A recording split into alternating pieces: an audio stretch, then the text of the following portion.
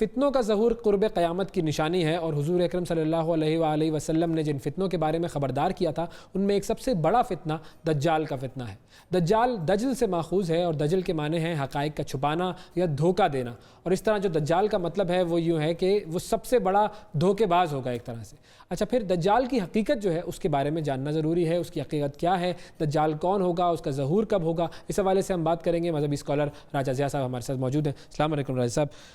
یہ بتائیے کہ یہ جب ہم دجال کے بارے میں پڑھتے ہیں، اور ظاہر ہے اتنی مرتبہ ہم اس کو پڑھتے ہیں، اور ظاہر ہے ہر مرتبہ اس کے ریمائنڈر کی بھی ضرورت ہے، اور اسی لیے حضور اکرم صلی اللہ علیہ وآلہ وسلم نے فرمایا کہ ہر جمعے کو ہم سورہ کہف پڑھیں تاکہ ہم دجال کے فتنے سے بچ سکیں۔ لیکن جو دجال ہے اس کو ہم پہچانیں کس طرح؟ اور جو پہچاننے کی بات ہے تو جب ہم پہچانیں گے تو اس کی کوئی اسپیسیفک نشانیاں، کیونکہ کچھ فزیکل ڈسکرپشنز آتی ہیں، کچھ سسٹم کی ڈسکرپشنز آتی ہیں، تو اس کو پہچاننا کیسے ہے، اس کی نشانیاں کیا ہوں گی، اور پھر اس سے بچنا کیسے ہے، وہ پہچاننا اور پھر بچنا یہ کس طریقے سے ہم کر سکتے ہیں؟ پہلے جو بات ہے وہ تو یہ کہ جو بھی بڑے بڑے جو واقعات ہوتے ہیں ان سے پہلے نا کوئی نشانیاں ان کی نظر آنا شروع ہو جاتی ہیں۔ جیسے بارش ہونے سے پہلے نا بادل آنا شروع ہو جاتے ہیں تو آپ کو آئیڈیا ہو جاتا ہے کہ بارش ہونے والی ہے۔ وقت کرتا ہے پرورش برسوں، حادثہ ایک دم نہیں ہوتا۔ تو بس یہ سمجھنا کہ یہ بالکل آپ نے صحیح طرح سے سمرائز کر دیا ہے پورے دجالی فتنے کی کہ آنے کو۔ تو دجال جب آئے گا، اس کا جب ظہور ہوگا تو وہ ایک ہے تو وہ انسان ہی، وہ یعنی کہ آپ سمجھ لیں کہ ابن آدم میں سے ہی ہے، لیکن اس کے بارے میں بہت ساری ڈیفرنٹ ڈسکرپشنز ہمیں ملتی ہیں احادیث مبارکہ میں۔ ایک حدیث جو میں سمجھتا ہوں اس معاملے میں سب سے زیادہ اہم ہے، وہ صحیح مسلم کی حدیث ہے جو کہ تمیم الداری کی حدیث سے کہا جاتا ہے۔ تمیم الداری ایک صحابی رسول تھے جو کہ کرسچن ہوا کرتے تھے، انہوں نے اسلام قبول کیا اور وہ اپنے کچھ ساتھیوں کے ساتھ ایک سمندری سفر پر نکل گئے، اور جب سفر کے لیے نکلے ہیں تو 30 دن تک وہ ایک طوفان کا شکار ہو گئے، اور اس طوفان میں وہ 30 دن تک ان کو کچھ پتہ نہیں چلا کہ وہ کہاں جا رہے ہیں۔ آخرکار وہ ایک جزیرے کے اوپر آ کے پہنچتے ہیں جہاں پہ ان کو ایکچولی دجال سے ملاقات ہوئی ان کی، اور وہ جو اس کی فزیکل ڈسکرپشن ہے صحیح مسلم کی حدیث میں پوری بیان کی کہ انہوں نے دیکھا کہ ایک بہت ہی ایک زبردست فزیکل فزیک والا ایک شخص جو ہے وہ زنجیروں میں جکڑا ہوا بندھا ہوا وہاں پہ ان کو نظر آیا، جس نے کچھ سوال پوچھے کہ تم لوگ کون ہو، کہاں سے آئے، اور پھر اس نے پوچھا کہ بھئی یہ جو بحر طبریہ ہے، یہ جس کو ہم آج لیک ٹائبیریس کہتے ہیں، کیا اس میں پانی ہے؟ پھر اس نے پوچھا کہ جو زغر کا چشمہ ہے اس میں پانی آتا ہے؟ پھر اس نے پوچھا کہ بیسان کے جو کھجور کے درخت ہیں ان میں پھل لگ رہا ہے؟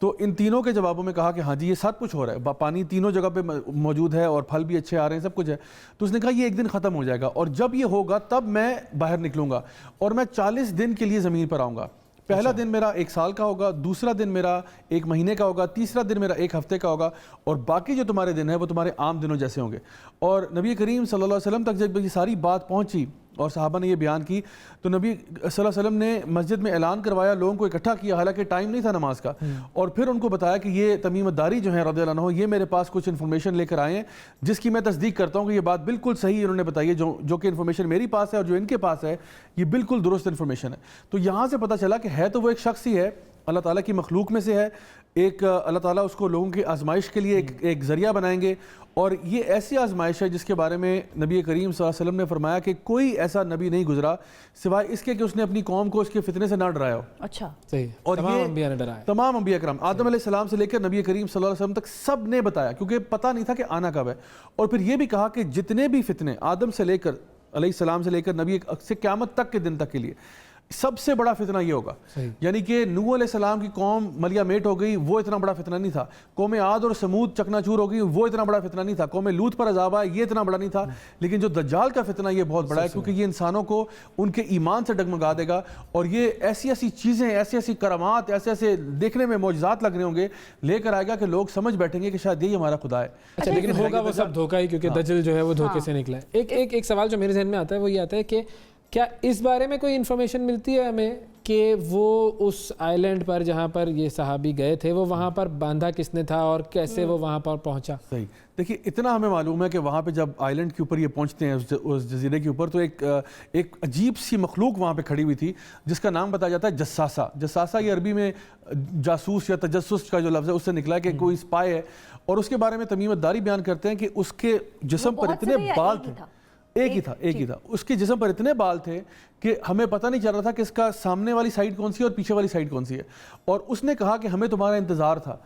تو تمیم الداری حیران ہوئے کہ ہمیں تو خود معلوم نہیں ہم کس جزیرے پہ، کیونکہ ہم تو مطلب کریش لینڈ کی ہے نا آئی لینڈ کے اوپر، ہم تو جان بوجھ کے تو یہاں نہیں آئے، تو انتظار کس کو ہے ہمارا؟ تو جب وہ اس نے کہا کہ کوئی شخص تمہارا اندر غار میں انتظار کر رہا ہے. جب وہ غار میں جاتے ہیں تو دیکھتے ہیں یہاں پہ یہ ایک شخص موجود ہے جو کہ زنجیروں میں جکڑا ہوا ہے, اس کے گلے میں بھی زنجیر ہے, ہاتھوں میں زنجیریں ہیں, پاؤں میں زنجیریں. تو اس اعتبار سے وہ وہاں نظر آئے, لیکن وہ وہاں کیسے پہنچا, کیا ہوا, اللہ بہتر جانتا ہے کہ وہ وہاں کیسے تھا. کیونکہ یہ معاملہ بڑا سپر نیچرل لگتا ہے نا جب ہم سن رہے ہوتے ہیں اس حوالے سے, تو یہ سپر نیچرل ہے. لیکن جو سسٹمز ہمیں آج امپلیمنٹ ہوتے ہوئے نظر آتے ہیں جنہیں ہم کہتے ہیں کہ ہم دجال کی طرف بڑھ رہے ہیں, وہ سارے بڑے نیچرل فینومینا لگتے ہیں کہ بھائی ڈیولپمنٹ ہو رہی ہے, ٹیکنالوجیکل ہو رہی ہے, یا مختلف جو ہے وہ جنگیں ہو رہی ہیں, یا لوگ ان پلیس آ رہے ہیں ایسے حکمران جو کہ اس طرح کے اکنامک سسٹمز بنا رہے ہیں جو ان معاملات کی طرف لے کے جا رہے ہیں. تو ایک طرف سپر نیچرل اور ایک طرف یہ نیچرل, دونوں کا ملاپ ہوتا ہے تو ذرا دونوں کو ملاپ ہی کریں گے آپ دونوں کا ملاپ ہی کریں گے. میں اب آپ کو نا تھوڑا سا دیکھیں, اچھا پھر تو کچھ چیزیں انیویٹیبل ہو جائیں گی, جس طرح اویس نے سسٹم کی بات کی. اب کچھ سسٹمز ہیں ہم بھی مجبوراً فالو کر رہے ہیں کیونکہ اس دنیا میں رہ رہے ہیں, کوئی چارہ نہیں ہے تو ہم فالو کر رہے ہیں, تو وہ تو پھر انیویٹیبلٹی کی طرف بھی ہم جا رہے ہیں. اس وقت اگر ہم تھوڑا سا ایک, ویسے تو لوگ اس کو کنسپریسی تھیوری کہتے ہیں کہ آپ جب الومناٹی یا نیو ورلڈ آرڈر کی بات کرتے ہیں اس طرح سے, تو بہت ساری قوتیں ایسی دنیا میں ہیں, اور اگر آپ اس کو اگر واقعی میں فرام اے پیورلی ایکیڈیمک سائڈ سے اگر پڑھنا شروع کریں, اگر آپ انسانی تاریخ کو اٹھا کر دیکھیں کیا واقعات اور حالات ہوتے رہے, اور اگر آپ یہ پوری موومنٹس کو آپ اسٹڈی کریں ہسٹری کو, تو آپ کو پتہ چلے گا کہ دنیا میں ایسے لوگ ہیں جو کہ بہت ایلیٹ ہیں, جو کسی کا انتظار کر رہے ہیں, کسی مسایہ کا انتظار کر رہے ہیں. وہ مسایہ کچھ اعتبار سے وہ کہتے ہیں جی ہمارے ریلیجس بلیف ہے اس کے بارے میں, تو اگر تو وہ عیسیٰ علیہ السلام کو مسیح ماننے سے انہوں نے انکار کر دیا تھا, انہوں نے نبی کریم صلی اللہ علیہ وسلم کو بھی نبی اور رسول ماننے سے انکار کر دیا تھا, تو اس کے بعد اب کس کا انتظار کر رہے ہیں, یہ تو اب سوال ہے, یہ ایک سوال ہے جو کہ پوچھا جائے گا. تو اس لیے اس وقت میں سمجھتا ہوں دنیا میں بہت ساری ایسی قوتیں ہیں, بہت ساری ایسی طاقتیں ہیں جو کہ ایک اپنے لیڈر کا انتظار کر رہی ہیں. اور آپ دیکھیے کہ جو اس کی پرسنالٹی ہے, جو اس کا فگر ہے, یعنی حدیث مبارکہ میں, وہ تو بڑا واضح ہے, لیکن پھر اس کے بعد جو چیزیں بیان کی جاتی ہیں کہ وہ کیا کچھ کرے گا, اس میں آپ بہت ساری ایسی تعویلات کر سکتے ہیں جہاں پہ مثال کے طور پہ آتا ہے کہ وہ ایک روٹی کا پہاڑ لے کر آئے گا, یعنی کہ وہ کھانے کی فراوانی ہوگی اس کے پاس, اس کے بعد وہ زمین کے تمام خزانے کھینچ کے باہر نکال لے گا. اب اس میں سے تیل بھی ہو سکتا ہے, اس میں منرلز بھی ہو سکتے ہیں, اس میں سونا چاندی کے ذخائر بھی ہیں, basically he will control the world economy. ایک طرح سے وہ آ کر بادشاہ بن گیا ساری دنیا کا. جی, اور وہ بنے گا کیسے, وہ پروسیس جو ہے وہ ہمارا مطلب ڈیموکریٹک پروسیس بھی ہو سکتا ہے, وہ ہمارا کوئی کو بھی ہو سکتا ہے, کچھ بھی ہو سکتا ہے, مجھے نہیں پتا, میں ایک اندازے لگا رہا ہوں. لیکن اسی سسٹم میں جب اس نے آنا ہے تو اسی سسٹم کو آ کے تلپٹ کرنا ہے, تو اس سسٹم کے اوپر آ کر بیٹھنے کے لیے اس کو کوئی نہ کوئی میکینزم تو چاہیے ہوگا. بے شک, اور یہ بھی اس میں بات ہے کہ دیکھیں اب جب وہ آ جائے گا تو لوگ اس کو فالو کریں گے اپنا, اور شروع میں سمجھیں گے کہ یہ کوئی ہمارا لیڈر ہے یا اس طرح کر کے, بعد میں وہ جو ہے نا ایک مسیح ہونے کا دعویٰ تو ہوگا ہی اس کی طرف سے, پھر وہ خدائی کا دعویٰ بھی کر دے گا, اور وہ پھر لوگوں کے سامنے کچھ معجزات دکھائے گا. اس طرح کے معجزات کے ایک شخص سے پوچھے گا کہ تم مجھ پر ایمان لاتے ہو کہ میں تمہارا خدا ہوں, تو ایک شخص کہے گا نہیں میں تو نہیں مانتا, کہے گا اگر میں تمہارے ماں باپ کو زندہ کر کے واپس لے آؤں تو پھر مانو گے, تو کہے گا کہ ہاں پھر تو مان جاؤں گا. تو پھر وہ کیا کرے گا کہ وہ اس کو دکھائے گا, اور حدیث میں آتا ہے کہ وہ شیاطین جن ہوں گے جو کہ اس کے والدین کا روپ دھار کرائیں گے, اور لگے گا ایسے کہ جیسے اس نے واقعتاً ان کے ماں باپ کو زندہ کر دیا, لیکن اصل میں در حقیقت یہ سب فراڈ ہے. کیونکہ جس طرح آپ نے شروع میں یہ بات بیان کی کہ دجل سے نکلا نا دھوکا, تو یہ دھوکا دے گا لوگوں کو, اور ایسا دھوکا دے گا کہ اپنے ساتھ یہ دو دریا لے کر آئے گا, ایک آگ کا دریا ہوگا جس طرح لاوا کا سمجھ لیں, ایک ٹھنڈے پانی کا ہوگا, اور جب یہ لوگوں کو آگ کی طرف کہے گا کہ جی جس نے مجھے نہ ایمان لایا میں اس کو آگ میں پھینکوں گا, تو نبی کریم صلی اللہ علیہ وسلم نے فرمایا کہ وہ اصل میں جنتی ہو جائے گا, اور جس کو پانی دے گا اصل میں وہ اس کا یعنی سمجھ لیں ایجنٹ بن جائے گا, اور وہ پھر جو ہے وہ اصل میں جہنم کی آگ میں ہوگا. تو اب پہچاننے کا طریقہ کار جو ہے وہ صرف یہی ہوگا کہ اگر ہم ایمان والے ہیں تو خود بخود پہچان لیں گے, یا کوئی اور پروسیس بھی ہے؟ ایک چیز تو پتہ چل ہی جائے گی, خدائی کا دعویٰ تو وہ اگر کرے گا تو وہ تو ایمان والے کو پتہ چل جائے گا کہ یہ دھوکا کرنے والا ہے میرے ساتھ. دیکھیے اس میں بہت ساری باتیں, ایک تو چیز یہ ہے کہ کچھ اس کے فزیکل ایٹریبیوٹس ہیں. نبی کریم صلی اللہ علیہ وسلم نے فرمایا کہ وہ اپنی رائٹ آنکھ سے اندھا ہوگا, ٹھیک ہے, اور یہ رائٹ آنکھ جو ہے اس کی یہ ایک نا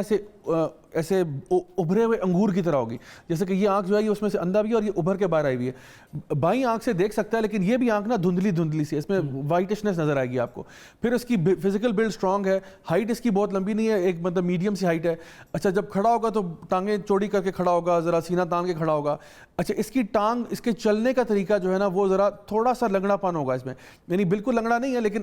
یعنی آپ دیکھ سکتے ہیں کہ اس کی چال میں جو ہے نا تھوڑا سا ٹیڑھا پن ہے. اسی طرح سے اس کی اولاد نہیں ہوگی, یہ مکہ اور مدینہ میں داخل نہیں ہو سکتا. جو ہے نا رنگت اس کی جو ہے نا وہ سفید ہوگی, بال اس کے گنگریالے ہوں گے. یہ ساری ڈیٹیل جو ہے یہ نبی کریم صلی اللہ علیہ وسلم کی صحیح حدیث میں موجود ہے کہ یہ اس کے فزیکل ایٹریبیوٹس ہیں. لیکن جو ایمان والا ہے وہ پہچان پائے گا کیونکہ اس کے ماتھے کے اوپر کافا را پڑھ لے گا, چاہے وہ پڑھا لکھا ایمان والا ہو یا ان پڑھ ہو, وہ پہچان جائے گا کہ یہ اصل میں المسیح دجال ہے جس کے بارے میں نبی کریم صلی اللہ علیہ وسلم نے ہمیں پہلے ہی آگاہ کر دیا تھا. اور ایک نوجوان لڑکے کے بارے میں آتا ہے جو کہ اس کے سامنے آئے گا اس کو فیس کرنے کے لیے, اور دجال اس کو قتل کرنے کے لیے آگے بڑھے گا, اور پھر وہ اسے کہے گا کہ بچے میں تجھے قتل کر دوں گا, اور وہ مطلب تیار ہو جائے گا کہ ٹھیک ہے میں تو تیرے پہ ایمان نہیں لے کے آؤں گا. تو وہ جب اس کو قتل کرے گا اور پھر کہے گا کہ میں, اور لوگوں سے کہے گا کہ میں اگر اس کو بھی دوبارہ زندہ کر دوں تو کیا تم مجھے مان جاؤ گے؟ تو لوگ کہیں گے ہاں. تو پھر جب وہ بچے کو دوبارہ زندہ کرے گا تو بچہ کہے گا کہ, اور وہ بھی دھوکہ ہی ہوگا, اصل میں بچہ مرا نہیں ہوگا, تو اس کو کہے گا بچہ کہ میں پہلے تو مجھے شاید شک تھا لیکن اب یقین ہو گیا کہ تو ہی دجال ہے, کیونکہ یہ مجھے میرے نبی نے بتایا تھا کہ میرے ساتھ ایسا ہوگا. اور پھر اس کے بعد جب وہ دوبارہ اس کو قتل کرنا چاہے گا تو وہ قتل نہیں کر پائے گا. تو اس کی جو پاورز ہیں وہ ہیں لیکن وہ لمیٹڈ ہیں. یہ نہ سمجھے انسان کے یعنی وہ اللہ کے مقابل کوئی فورس کھڑی ہوگی, نہیں, وہ اللہ کی مخلوق میں سے ہے, لوگوں کی آزمائش کا ذریعہ ہے, اور ہمارا توکل ایمان والوں پہ غلبہ نہیں پا سکے گا بے شک, اور ہمارا جو توکل ہے نا وہ اللہ پر ہونا چاہیے. اور اس حالات میں کبھی بھی انسان کو یہ نہیں سوچنا چاہیے کہ میرا ایمان اتنا ماشاءاللہ زبردست ہو گیا ہے کہ میں دجال کے فتنے سے نبٹ سکتا ہوں. حدیث میں آتا ہے کہ ایک شخص سمجھتا ہوگا کہ میرا ایمان بڑا تگڑا ہے, لیکن جب وہ دجال کے سامنے جائے گا تو اس کے فتنے کے آگے اس کو بھی گھٹنے ٹیکنے پڑ جائیں گے. اس لیے ہمیں یہ کہا گیا ہے کہ آپ ابھی جس طرح آپ نے ذکر کیا جمعے کے دن سورۃ الکہف کی تلاوت کی جائے, اس کی پہلی 10 آیات کو یاد کیا جائے, ورنہ آخری 10 آیات کو یاد کیا جائے. ایک دعا ہے نبی کریم صلی اللہ علیہ وسلم نے ہمیں سکھائی, صحابہ کہتے ہیں ایسے سکھائی جیسے کہ ہمیں قرآن کی کوئی سورت سکھائی تھی, کہ اللہم انی اعوذ بک من عذاب جہنم ومن عذاب القبر ومن فتنۃ المحیا والممات ومن شر فتنۃ المسیح الدجال, کہ اللہ میں تیری پناہ مانگتا ہوں, تیری پناہ میں آتا ہوں جہنم کے عذاب سے, قبر کے عذاب سے, زندگی اور موت کے فتنے سے, اور المسیح الدجال کے فتنے سے. تو یہ دعا بھی ہمیں پڑھنی چاہیے تاکہ ہم اپنے آپ کو اس شر اور فتنے سے بچا کے رکھیں, اور سورہ کہف کو ذرا تسلی کے ساتھ پڑھیں, اور ذرا انٹرنیشنل افیئرس پہ بھی غور کریں کہ دنیا میں کیا ہو رہا ہے. آنکھیں بند کر کے بس ایسے بیٹھنے کی ضرورت نہیں ہے, اللہ اللہ کرنے کی, اللہ اللہ بھی کریں, اور be aware of your environment, and جو سسٹمز ان پلیس کیے جا رہے ہیں ان سے ہوشیار رہیں. بالکل, بہت شکریہ راجہ صاحب. اللہ تعالیٰ ہمیں وہ جو زومبی قسم کے لوگ ہوتے ہیں نا جو بھیڑ چال میں بس چلے جا رہے ہوتے ہیں وہ مسلمان نہ بنائیں, ہمارے علم میں بھی اضافہ فرمائے, ہمیں تمام چیزوں کا شعور عطا فرمائے, اور ہمارے ایمان کی بھی سلامتی کی دعا کرتے ہیں, اور یہ تمام جو فتنے ہیں دجال کے فتنے سے اس سے بھی اللہ تعالیٰ ہمیں بچائے.